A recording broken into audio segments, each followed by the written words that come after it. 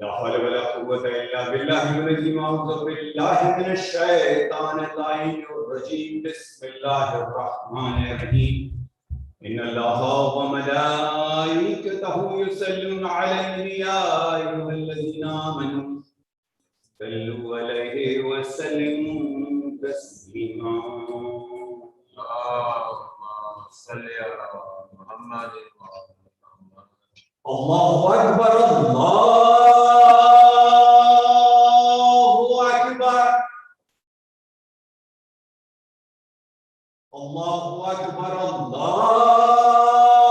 الله أكبر. أشهد أن لا إله إلا الله. أشهد أن لا إله إلا الله.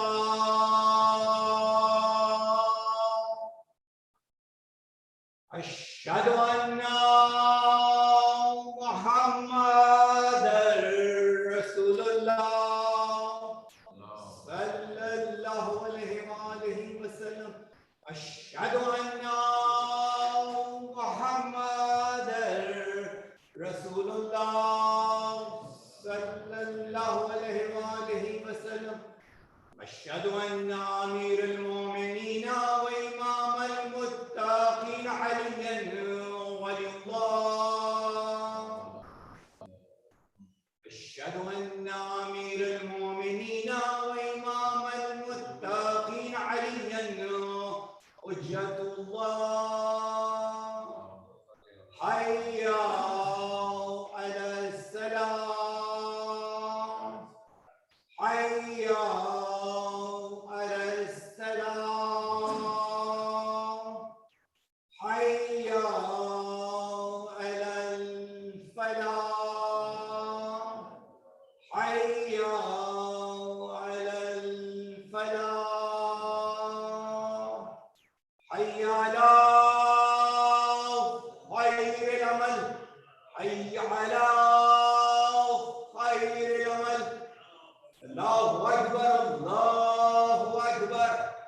La ilaha illallah.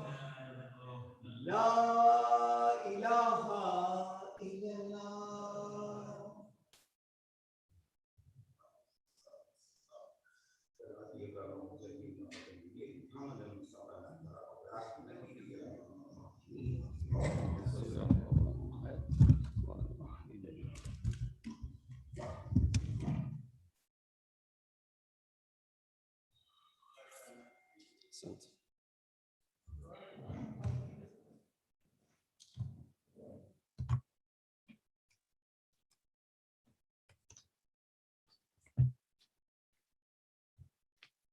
أعوذ بالله من الشيطان الرجيم بسم الله الرحمن الرحيم الحمد لله الذي كان موجودا قبل حدوث الأشياء ويبقى بعد فناء الأشياء تفرد بالأولية والقدم وبصم كل شيء ما عداه بالفناء والعدم كما قال الزشان كل شيء هالك إلا وجهه وكل نفس ذائقة الموت وقال كل من عليها فان ويبقى وجه ربك ذو الجلال والإكرام سبحان من لا يخفى عليه اختلاف النيات ولا يعزب عنه معاصي العباد في الخلوات سبحان الله الذي منه خلقة العباد وإليه المعاد فمن يعمل مثقال ذرة خير يره ومن يعمل مثقال ذرة شر يره نشهد أن لا إله إلا هو الملك الذي لا ينازع في ملكه ولا يضاد في حكمه يعذب من يشاء بما يشاء كيف يشاء ويرحم من يشاء بما يشاء كيف يشاء تعذيبه المسيئين عدل وعفوه تفضل ونشهد أن محمدا سيد المرسلين وخير المبشرين والمنذرين صلى الله عليه وآله الهداة المهديين من ركب سفينتهم نجا واهتدى ومن تخلف عنها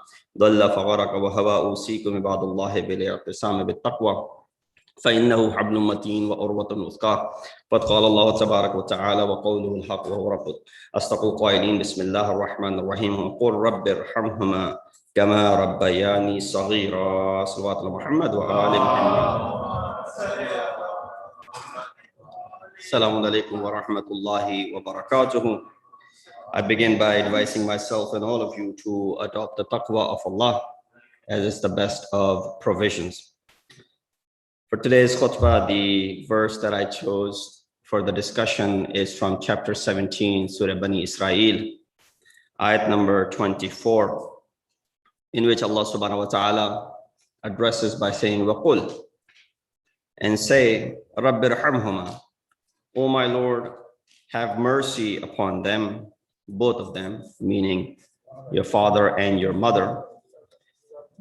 Kama rabbayani saghira, the same way they were merciful to me as they were raising me up. And this ayat is one of those verses in Quran which talks about the concept of tarbiyat, the concept of upbringing and nurturing, raising, however you want to translate. There may not be actually one specific translation of the word tarbiyat. Multiple words are needed to explain the concept of tarbiyat. But another word that goes along with tarbiyat is ta'aleem. So ta'aleem and tarbiyat, education and upbringing. These are two fundamental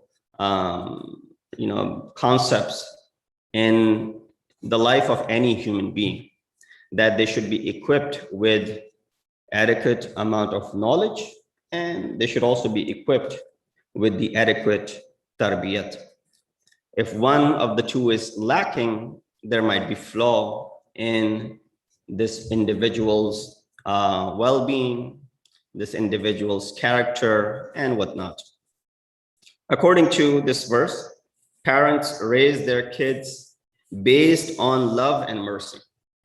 So one of the fundamental things that we can derive from this ayat is the aspect of how parents raise their kids. And as young parents, we can realize that fact as well. While everybody goes through this cycle, it's difficult to fathom what our parents did. And sometimes you might even think, well, it wasn't really much of love and it wasn't much of affection when there was some, punishment going on. But of course, the concept of punishment is also out of love of the parents, right? Similarly, how Allah subhanahu wa ta'ala has punishment for certain things It's not because he hates us, it's because he loves us. The concept of the love of Allah subhanahu wa ta'ala, and that intense love, which cannot be compared with any type of love in this world. No relationship could be as affectionate as the love of Allah for his creation.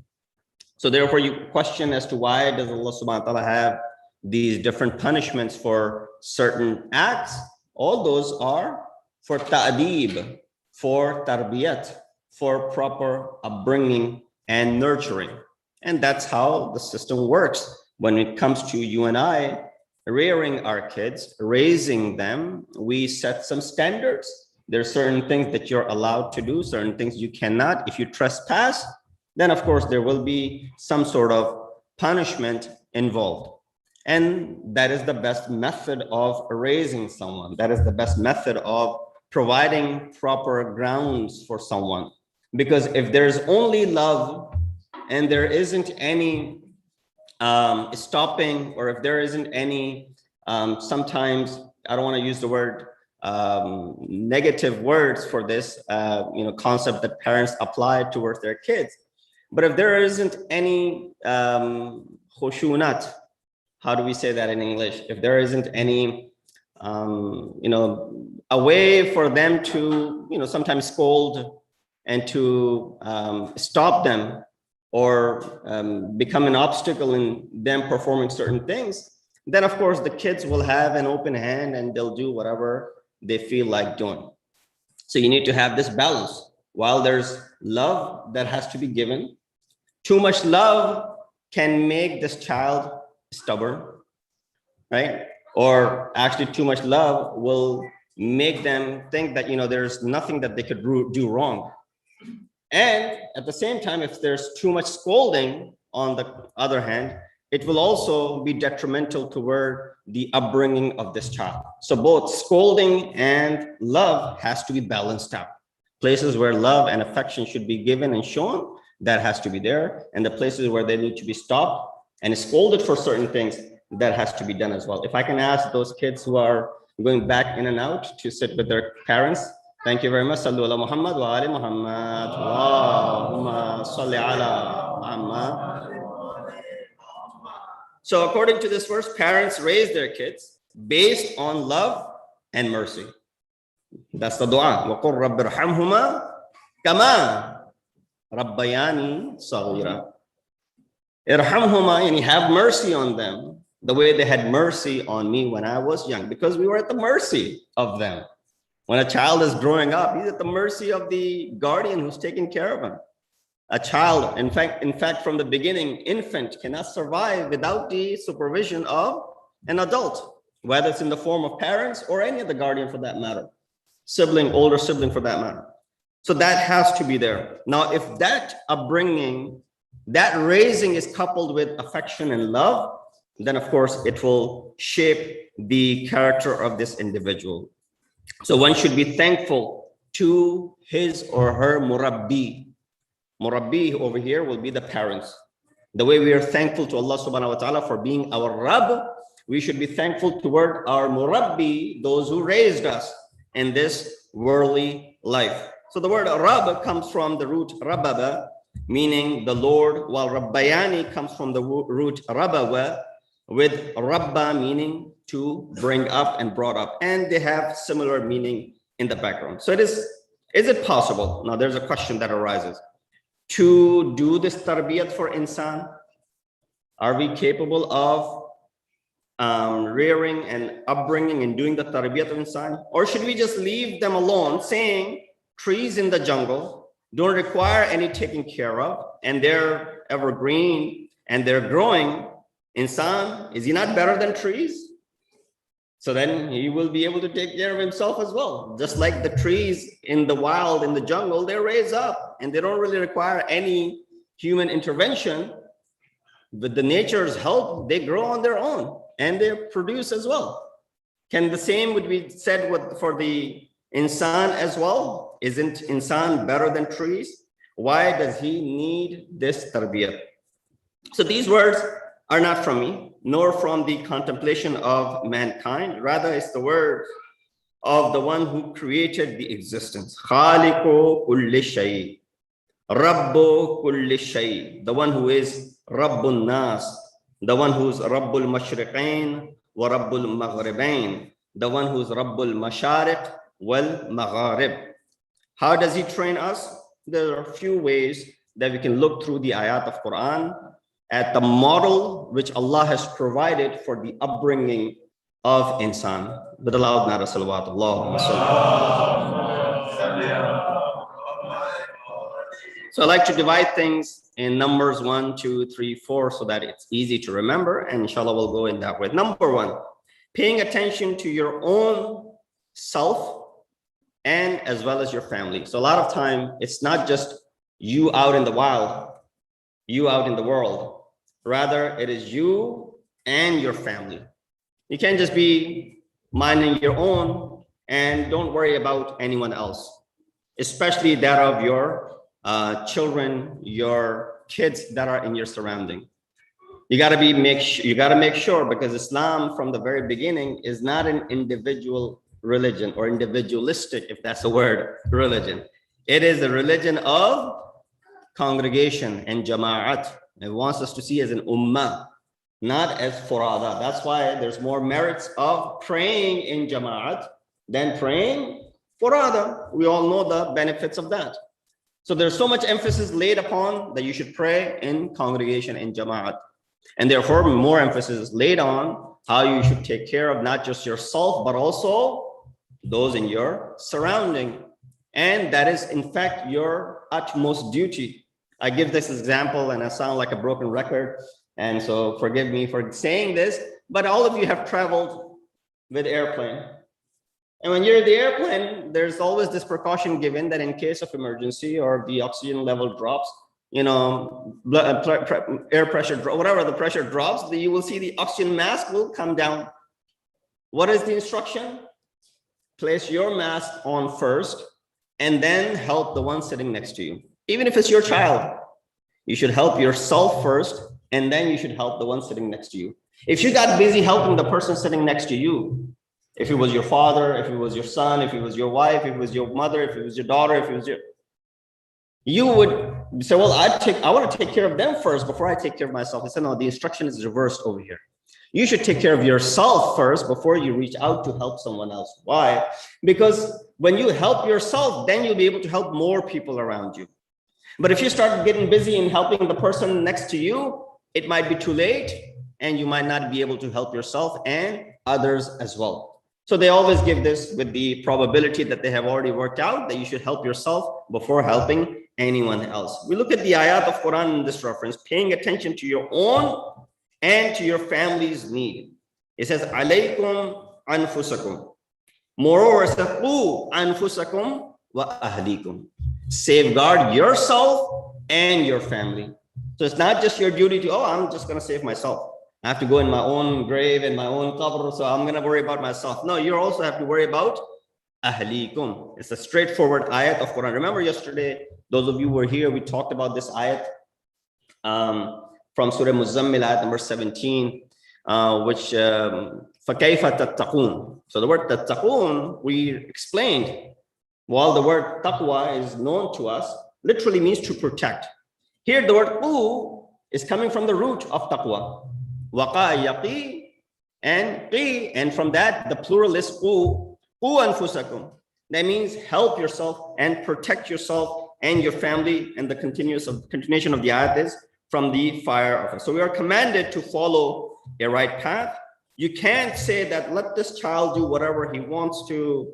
He's young, and let them live their life and whatnot. It says, Inna hadha sirati mustaqiman fattabi'uhu. That this is my path, this is the straightforward path, and that is the path I'm being commanded to follow. Pay attention towards, how we are so careful what we eat, what we put into our bellies, not for so much from the aspect of haram and halal, because anything that says halal, we're gonna go ahead and eat it. Unfortunately, that's the case. These days, you see a label on the store says halal, and Muslims jump to it and say, yes, halal, that's it. That's all I need to know, regardless of the fact the person selling is a Muslim or not. So we've talked about the fatwa regarding that. If it's a Muslim selling and says it's halal, you don't have to do any research.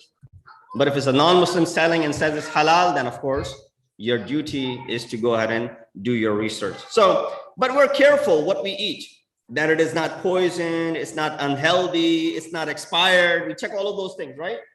We check for the expiry date, we check for the ingredients, we check for all of these things. And then we worry, and then we eat it, and then we go ahead and consume it. But when it comes to the food for thought, what goes through our head, we're not so much careful. We're careful in what we put into our mouth that goes in our belly, but we're not careful what we put in our mind and how it can go ahead and corrupt us. Sallu ala Muhammad wa ali Muhammad.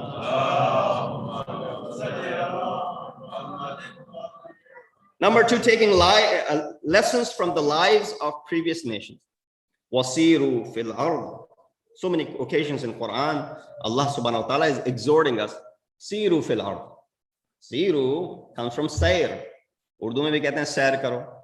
Siru means to travel, explore the earth and the different places that Allah subhanahu wa ta'ala has created for you.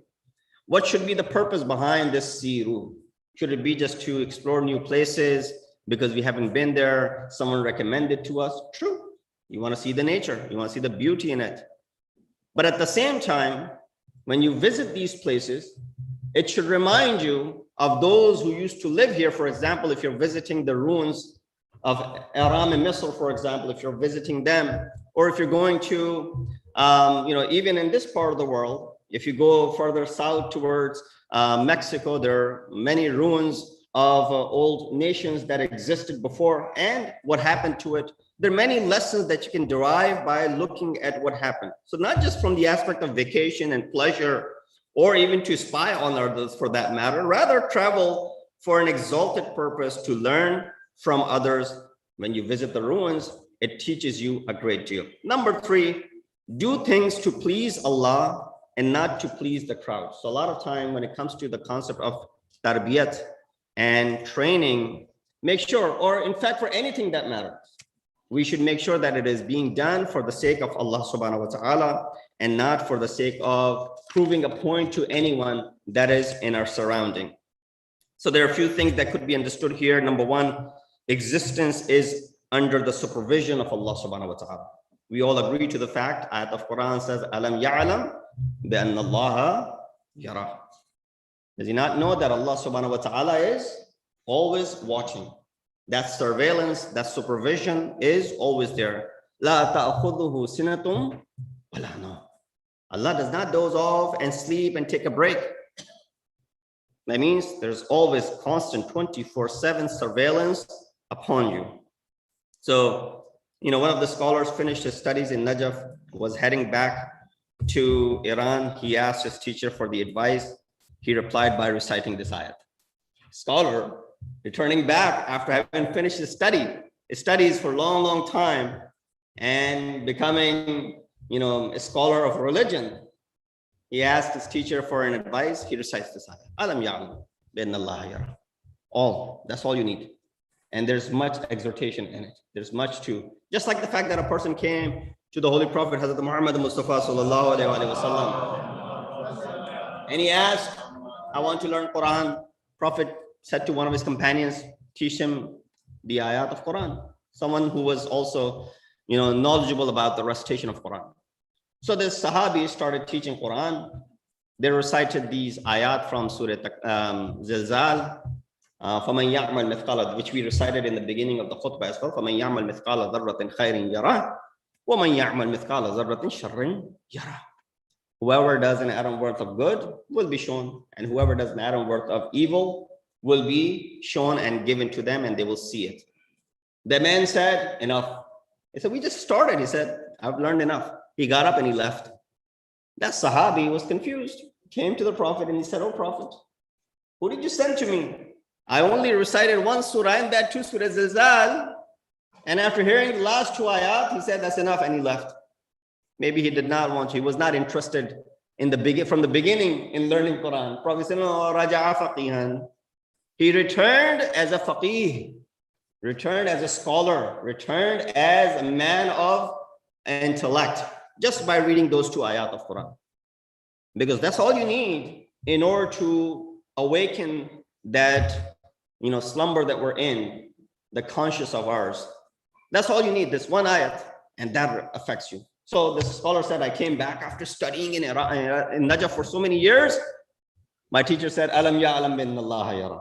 All the advice that he gave me was this: if you can believe that God is watching, it is the most effective method of tarbiyat. There's nothing above and beyond that as far as the tarbiyat is concerned, that God is always watching. If we know that there's a surveillance camera, sometimes police, in order to keep law and order and keep the conscience of people alive, they will put fake cars, for example. Even the farmers, they use scarecrow to keep the animals away. These aren't real. So these fake things sometimes also can be effective in the tarbiyat of insan. Faith in God also keeps insan on alert. يَعْلَمُ خَائِنَةَ الْأَعْيُنِ, as ayat says, God knows the disloyalty of the eyes. So not just what's in the heart, but also the disloyalty of the eyes. To that extent is the ilm of Allah subhanahu wa ta'ala. Alimun bi dhat as-sudur. He's aware of what's inside the hearts. All of these ayat are there for what? Subhanallah wa hwa. And all of these ayat are there for us to realize that we are being watched, and there's surveillance, there's concept of him always watching us, and we should not be neglectful of, okay, Allah subhanahu wa ta'ala, Allah will overlook this, and Allah might not see this. And a lot of time we give ourselves license to go ahead and do something wrong because Allah is all merciful, because Allah will forgive us. How bad could this be? I've done worse things. These sort of ideas are given to us by shaitan in order to go ahead and disobey the commands and the teachings of Allah subhanahu wa ta'ala. Sallallahu Muhammad wa ala Muhammad.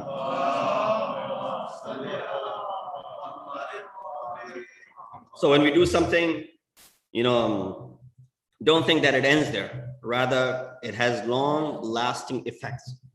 It's not one-off. You did it and then that's it. There are lingering effects of that thing. Naktubu ma qaddamu wa atharahum. Surah Yasin, you recite that in Surah Yasin. That we write what they have sent, and the athar, the effects, consequences, repercussions are also recorded. I left this world after leaving some sort of legacy. Guess what? That legacy that I left, the athar of that legacy could easily affect me negatively or positively. If I left a good sunnah, then I'll be remembered with that and I'll be rewarded in the barakah of Allah subhanahu wa ta'ala. But if I left a bad sunnah, sunnah is the tradition. Although people might call it sunnat, bid'atun hasana, for example. If I leave behind a bid'ah, an innovation, and then people say, well, this is bid'atun hasana, which is a good bid'at. Sometimes the bid'at could be good as well. Well, when it comes to your understanding, you get to decide what bid'at is good and what bid'at is not good. So if I leave behind a legacy, which is positive, then of course I will benefit from it. So that's why when you're traveling from Medina, you're going towards Mecca, you see there's this place in Yambur where Masjid-e-Ali. Abar is the plural for bi'r, which is the wells that were dug by Amir al-Mu'mineen Ali ibn Abi Talib alayhi salatu wasalam. 25 years of the silence that Imam went through in the khilafat of the first 3 caliphs, 25 years, right? Imam did not sit idly. One of the things that he accomplished was to dig these wells, which continue to benefit mankind up until this day, humans and animals.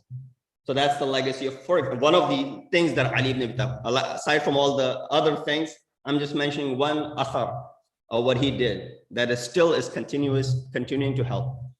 So that is something, not that Ali ibn Abi Talib is in need of any continuous legacy for him to help out. He's qasimun nari wal jannah. So he does not need any of these legacies. But the fact that we can understand and learn from the example of someone of his caliber, that's why Prophet would be seen worshiping and praying so much. People say, Rasulullah, why do you need to worship so much? It's people like us who need to worship that much because we are asi, we are sinful and whatnot. You're not, you're ma'soom. Rasulullah responded by saying, Alam akun abdan shakura, do you not want me to be a thankful and grateful servant of Allah subhanahu wa ta'ala? That's the reason I'm worshiping. That's the purpose that I'm doing this extra ibadah. To the extent that Allah would say, Ya ayyuhal muzammil qumil layl illa qalila. Or the one who's wrapped around in a cloak, stand up at night, although briefly, not for too long. Here Allah subhanahu wa ta'ala has to stop the Holy Prophet from doing too much ibadah. Here we need to force ourselves to get up to at least perform that wajib prayer that is, becomes so early these days at 3:50 in the morning to wake up and to perform that one wajib prayer of ours known as Salatul Fajr. Salawat Muhammad wa ali Muhammad. Last point, inshallah, I'll conclude. Another one of the bases of tarbiyat is our conscious, which we translate as wijdan. What is this wijdan? Wijdan of insan in the ayat of Quran. Wijdan, or the conscious, is also a good element of tarbiyat. Quran has many verses that end with wa antum ta'lamun, that the intention behind it, the ikhtiyar that Allah subhanahu wa ta'ala has given you with this wijdan of yours, the concept that Allah subhanahu wa ta'ala wants this to be matter of awakening and not something which a person falls into the slumber. So we look at the Sallu ala Muhammad wa ali Muhammad. There we go. So in some places, Quran gives us examples. It tells us by saying, use your wijdan. If you give an old dirty garment to a faqir, Quran says, if you were faqir, would you accept it? وَلَسْتُمْ بِآخِذِينَ. Right? You won't accept it if you were in the place of this individual. Except, of course, you were in need of it, then of course, anything that comes your way, you will take it. إِلَّا أَن تُقْمِضُوا فِيهِ. He says, do not even think for spending for the cause of God worthless things that you yourself will be reluctant to use. And then similarly, لَن تَنَالُوا الْبِرَّ حَتَّى تُنْفِقُوا مِمَّا تُحِبُّونَ. These are ayat which are awakening our wijdan. That which you like for yourself, you should like for others as well. That which you dislike for yourself, you should dislike for others as well. I got these couches that are sitting in my basement. I rarely use them. Let's go ahead and donate them to Masjid. Mu'mineen will sit upon it. Sure, Mu'mineen will sit and benefit from it. But something that you are discarding yourself, now you want to be used and put to use over here, that's fine. But what would be more acceptable? لَن تَنَالُوا الْبِرَّ حَتَّى تُنْفِقُوا مِمَّا تُحِبُّونَ. If that which you yourself liked and you went ahead and gave. Have you not seen in the example of Masumeen that Ali ibn Abi Talib is walking with his servant, Qambar, he buys a couple of shirts, one is expensive, one is not so much. Qambar is thinking that he has bought the one which is expensive because he's Mawla for himself and the one which is cheap for me. To his surprise, when they get home, Ali gives him the better garment and the expensive one. He said, Mawla, you're Mawla, I'm Ghulam. Why are you giving me the expensive one and you're keeping the cheap one to yourself? He said, because you're young. You're younger and this will look better on you, and I'm old. I don't really need to, wear these flashy clothes and whatnot. So learn from the examples of Masumeen that not only that they gave what they thought was befitting for themselves, but even beyond, they went ahead and gave to those who were lesser than them. So Quran is bringing our wijdan to life. Think about it. Would you have accepted it if it was given to you? وَأَنْتُمْ تَعْلَمُونَ. And insan has this basira to understand. I want to bring it toward the close, that danger of the interchangeability of wijdan. What does that mean? That means sometimes our conscious can change over a period of time. We're accustomed to certain things, and over a period of time, we might leave that and become accustomed to something else. Let me give examples so that we can understand. Problem with wijdan, our conscience is that it can change over time. First time a person does something wrong, there's this vijdan blaming and condemning that act. You did something wrong, you have this inner voice telling you that was bad, that was wrong. And that voice is alive and it's telling you. But as you continuously go down the same path, that voice diminishes. There's no longer scolding you, no longer making this noise. Second time, he repeats the act, there's still some blaming, then it becomes the matter of pleasure. Killing a duck was difficult initially, but now killing humans become pleasure for them. Eating different types of food was difficult for you at the beginning, but then you become accustomed to it because now I have to live here and therefore I'm going to be used to eating this. So vijdan can change, the conscious can change. And this is where it becomes difficult and dangerous if we don't realize how to adapt along with it, how to tame it. Because one thing that doesn't change is the sunnah of Allah subhanahu wa ta'ala. La tabdila li sunnati. There's no change in the sunnah of Allah subhanahu wa ta'ala upon which He has created us. So to sum up what we were discussing, began with the ayat of Surah Bani Israel, Rabbi rahamhuma kama rabbayani saghira, the concept of tarbiyat, how should we be with our parents, the way they raised us from childhood with mercy and compassion. And that is one of the most important features of raising our kids as well. We ask Allah subhanahu wa ta'ala to give us the tawfiq, that we have the ability to follow the footsteps of our parents, how they were able to raise us even in this difficult environment. We're able to inculcate the same teachings to our children and raise them in the same possible way. Inna asal hadith wa ablagh al-mawida kitabullah a'udhu billahi minash shaitanir rajim. Bismillahir rahmanir rahim. Wal 'asri innal insana lafi khusr illa alladhina amanu wa 'amilus salihat wa tawasaw bil haqqi wa tawasaw bis sabr.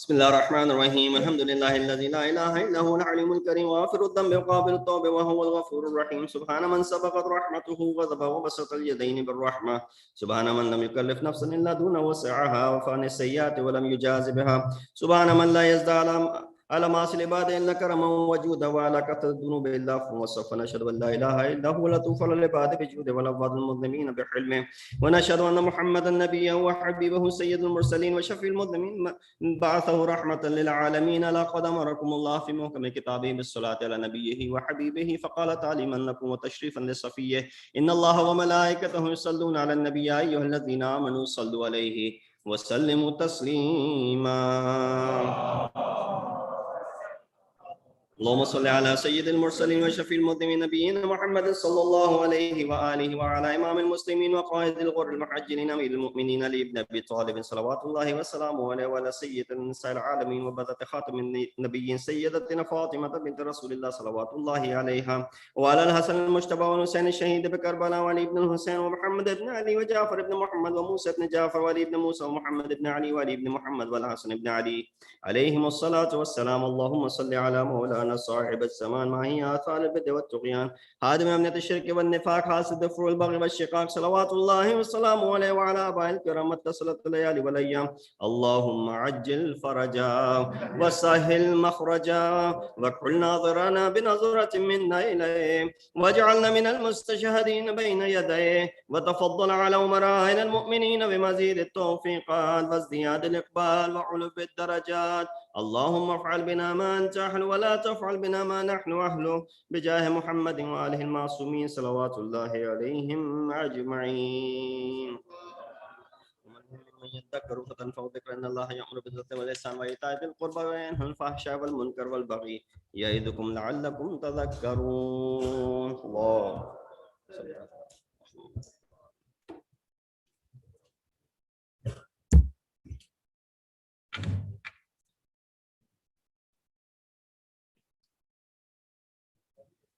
الله أكبر الله أكبر أشهد أن لا إله إلا الله أشهد أن لا إله إلا الله أشهد أن محمدا رسول الله أشهد أن محمدا رسول الله أشهد أن عليا ولي الله أشهد أن عليا حجة الله. حي على الصلاة حي على الصلاة حي على الفلاح حي على الفلاح حي على خير العمل حي على خير العمل. قد قامت الصلاة قد قامت الصلاة. الله أكبر الله أكبر لا إله إلا الله. Please silence your phones. Thank you. Salatul Jummah. الله أكبر. الله أكبر. بسم الله الرحمن الرحيم. الحمد لله رب العالمين الرحمن الرحيم مالك يوم الدين إياك نعبد وإياك نستعين اهدنا الصراط المستقيم صراط الذين أنعمت عليهم غير المغضوب عليهم ولا الضالين. بسم الله الرحمن الرحيم يسبح لله ما في السماوات وما في الأرض الملك القدوس العزيز الحكيم هو الذي بعث في الأميين رسولا منهم يتلو عليهم آياته ويزكيهم ويعلمهم الكتاب والحكمة وإن كانوا من قبل لفي ضلال مبين وآخرين منهم لما يلحقوا بهم وهو العزيز الحكيم ذلك فضل الله يؤتيه من يشاء والله ذو الفضل العظيم. مثل الذين حملوا التوراة ثم لم يحملوها كمثل الحمار يحمل أسفارا بئس مثل القوم الذين كذبوا بآيات الله والله لا يهدي القوم الظالمين. قل يا أيها الذين هادوا إن زعمتم أنكم أولياء لله من دون الناس فتمنوا الموت إن كنتم صادقين ولا يتمنونه أبدا بما قدمت أيديهم والله عليم بالظالمين. قل إن الموت الذي تفرون منه فإنه ملاقيكم ثم تردون إلى عالم الغيب والشهادة فينبئكم بما كنتم تعملون. يا أيها الذين آمنوا إذا نودي للصلاة من يوم الجمعة فاسعوا إلى ذكر الله وذروا البيع ذلكم خير لكم إن كنتم تعلمون. فإذا قضيت الصلاة فانتشروا في الأرض وابتغوا من فضل الله واذكروا الله كثيرا لعلكم تفلحون. وإذا رأوا تجارة أو لهوا انفضوا إليها وتركوك قائما قل ما عند الله خير من اللهو ومن التجارة والله خير الرازقين. الله أكبر. اللهم صل على محمد وآل محمد. ربنا آتنا في الدنيا حسنة وفي الآخرة حسنة وقنا عذاب النار بجاه محمد وآله الأطهار. الله أكبر. سبحان الله سبحان الله سبحان الله سبحان ربي العظيم وبحمده. رب صل على محمد وآل محمد. سمع الله لمن حمد. الله أكبر. سبحان الله سبحان الله سبحان الله سبحان ربي الأعلى وبحمده.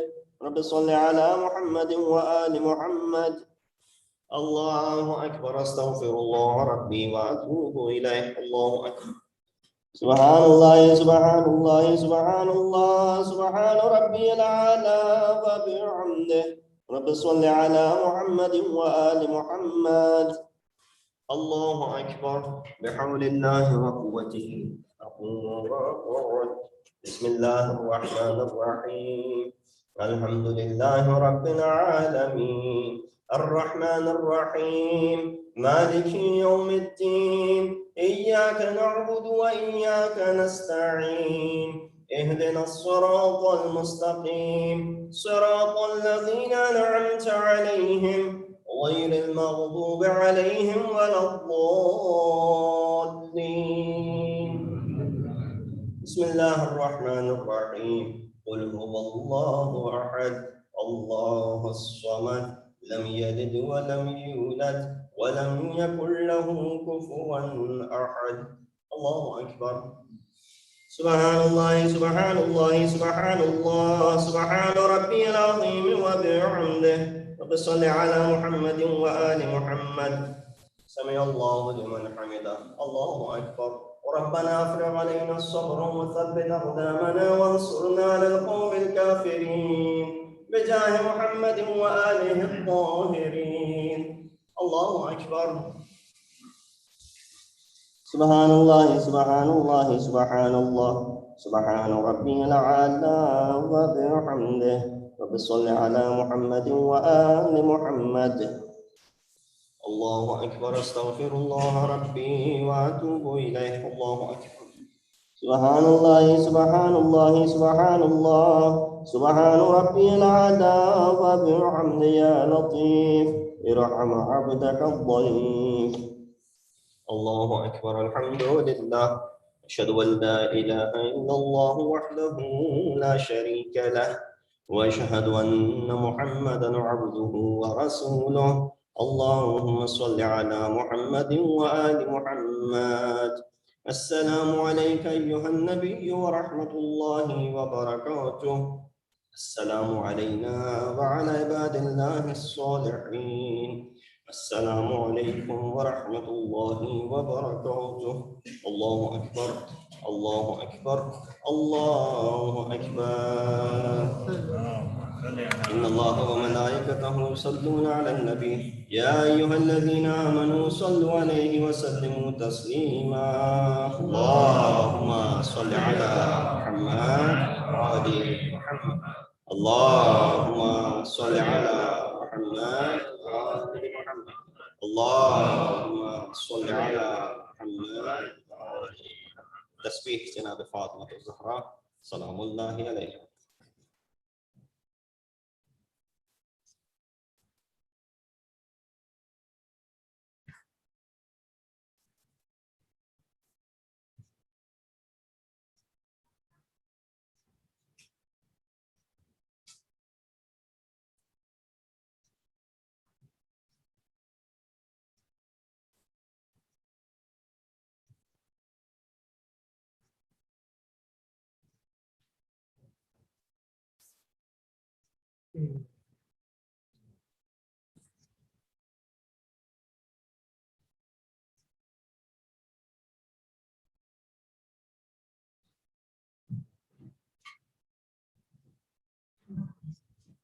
بسم الله الرحمن الرحيم. أستغفر الله الذي لا إله إلا هو الحي القيوم الرحمن الرحيم ذو الجلال والإكرام وأتوب إليه. All together. بسم الله الرحمن الرحيم. اللهم كن لوليك الحجة ابن الحسن صلواتك عليه وعلى آبائه في هذه الساعة وفي كل ساعة وليا وحافظا وقائدا وناصرا ودليلا وعينا حتى تسكنه أرضك طوعا وتمتعه فيها طويلا برحمتك يا أرحم الراحمين. اللهم صل على محمد وآل محمد.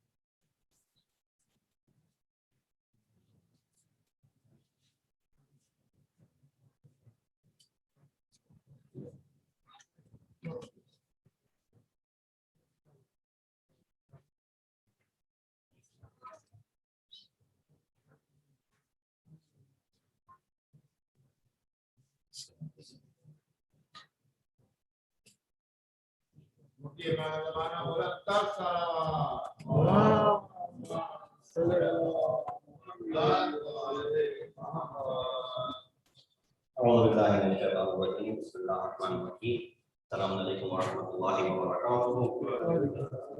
Let's recognize the sponsors for today's Jummah and Professor Sirifata from Muhammad Haj Rahim, Muhammad Mahdi, father of Dr. Hassan Rashami, who passed away a few days ago in Iraq.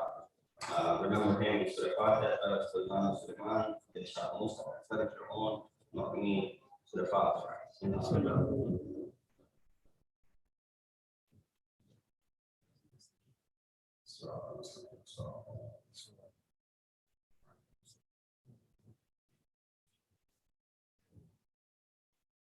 Also, let's recite 5 times the side of Suleiman together for all of those people who are in suffering, struggling with a difficult time, whether physically, financially, spiritually. May Allah subhanahu wa ta'ala remove all the difficulties from that and give them a quick and swift recovery. Bismillah ar-Rahman ar-Rahim.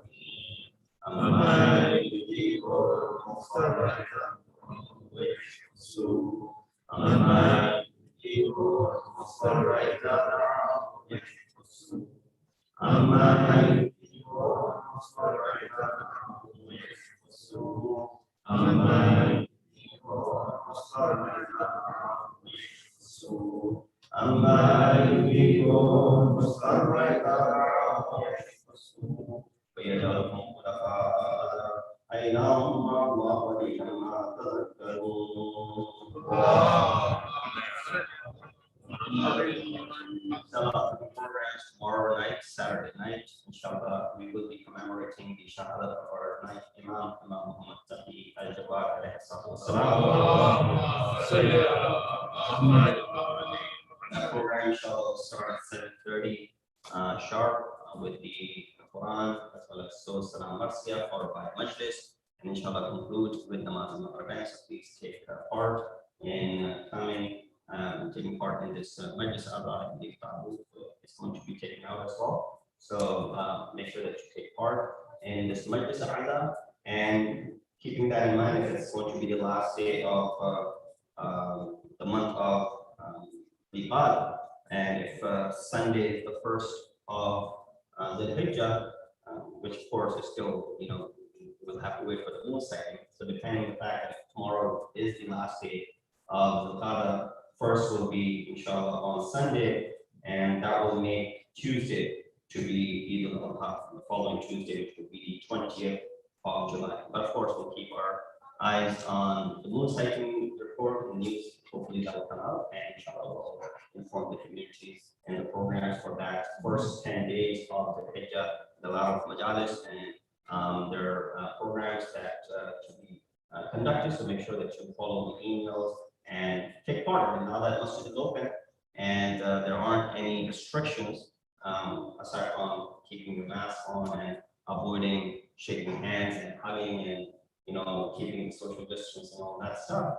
As we're relaxing some of these things in the wake of course, there's still some fears and worries of the Delta virus that is around now. So keep that in perspective and try and avoid contact as much as possible and follow the instructions. But come to the masjid in the safe manner as you have been in the past, so that inshallah we'll get back to slowly and gradually to normalcy.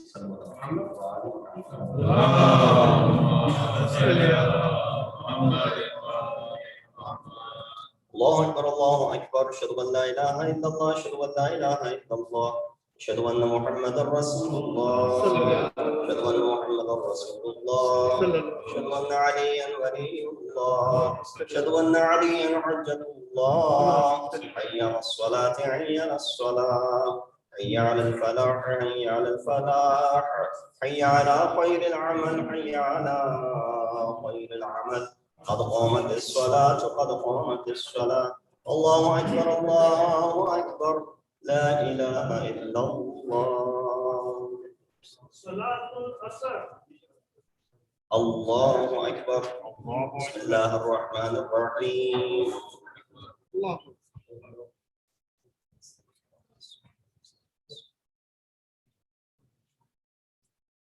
الله الرحمن الرحيم.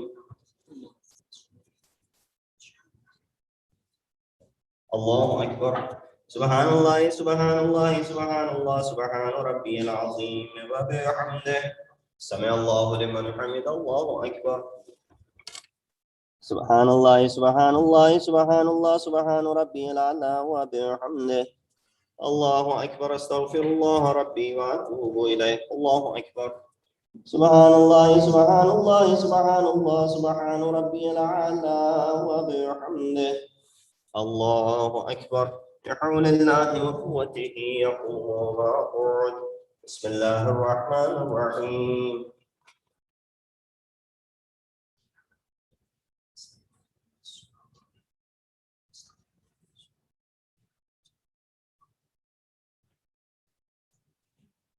بسم الله الرحمن الرحيم.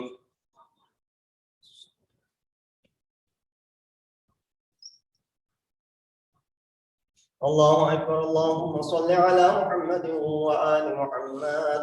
ربنا اغفر لي ولوالدي وللمؤمنين يوم يقوم الحساب. اللهم صل على محمد وآل محمد. الله أكبر.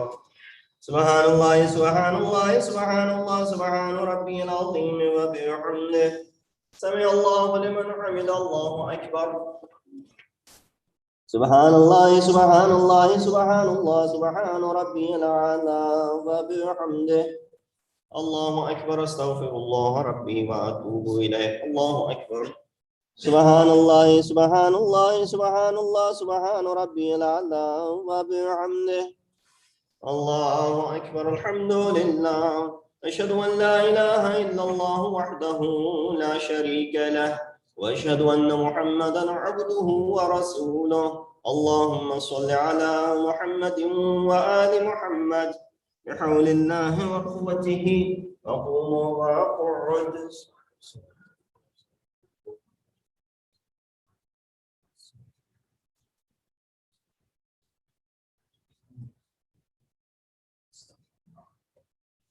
الله أكبر.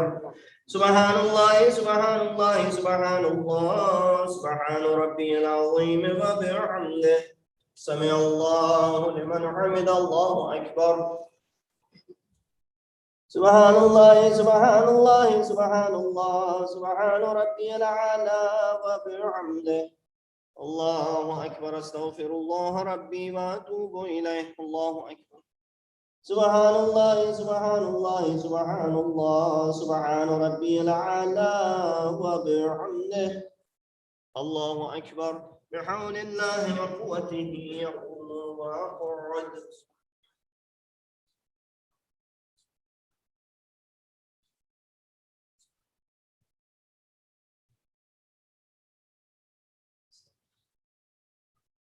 الله أكبر. سبحان الله سبحان الله سبحان الله سبحان ربي العظيم وبحمده. سمع الله لمن حمد. الله أكبر. سبحان الله سبحان الله سبحان الله سبحان ربي الأعلى وبحمده. الله أكبر. أستغفر الله ربي وأتوب إليه. الله أكبر. سبحان الله سبحان الله سبحان الله سبحان ربي الأعلى وبحمده. يا لطيف ارحم عبدك الضعيف. الله أكبر. الحمد لله. أشهد أن لا إله إلا الله وحده لا شريك له، وأشهد أن محمدا عبده ورسوله. اللهم صل على محمد وآل محمد. السلام عليك أيها النبي ورحمة الله وبركاته. السلام علينا وعلى عباد الله الصالحين. السلام عليكم ورحمة الله وبركاته. الله أكبر. الله أكبر. الله أكبر.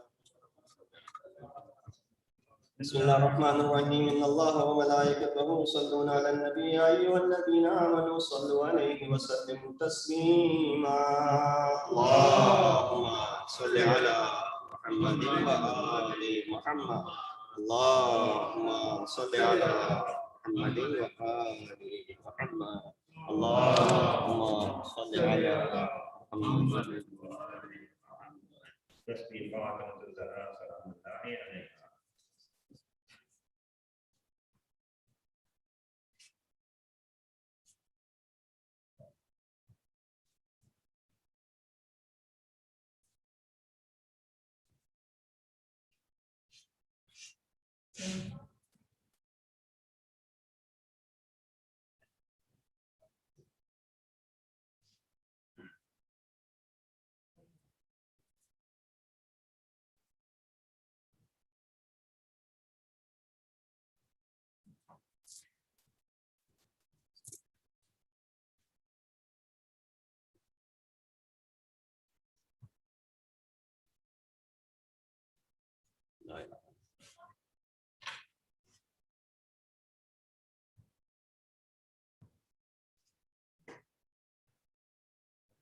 اللهم صل على محمد وآل محمد. بسم الله الرحمن الرحيم. أستغفر الله الذي لا إله إلا هو الحي القيوم الرحمن الرحيم ذو الجلال والإكرام. واسأله أن يتوب علي توبة عبد سليم قاضٍ فقير باعث مسكين مستقيم مستجير لا يملك لنفسه نفعا ولا ضرا ولا موتا ولا حياة ولا نشورا. اللهم إني أعوذ بك من نفس لا تشبع ومن قلب لا يخشى ومن علم لا ينفع ومن صلاة لا ترفع ومن دعاء لا يسمع. اللهم إني أسألك اليسر بعد العسر والفرج بعد الكرب والرخاء بعد الشدة. اللهم بنا من نعمة فمن لا إله إلا أنت أستغفرك وأتوب إليك. اللهم صل على آل محمد.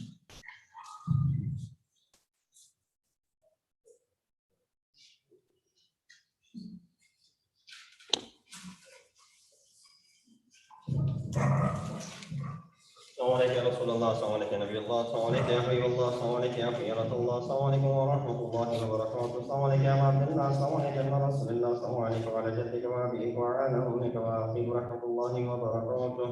السلام عليك يا ولي الغرباء، السلام عليك يا معين الضعفاء والفقراء، السلام عليك يا شمس الشموس وعيسى النفوس أيها المذكور داركم فليرحم الله ورحمة الله وبركاته. السلام عليك صاحب الأنس والجمال، السلام عليك إمام الإنس والجان، السلام عليك يا شريف القرآن. عجل الله تعالى فرجك وسهل الله مخرجك ونورك وجعلنا من أموالك أنصارك ورحمة الله وبركاته.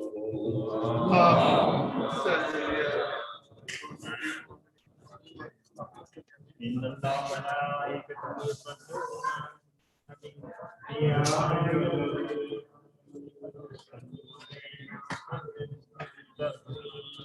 اللهم صل على الله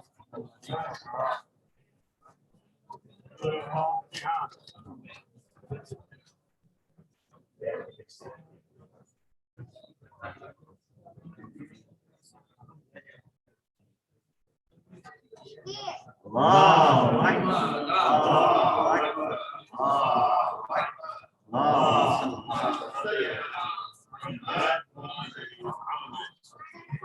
يا رسول الله يا رسول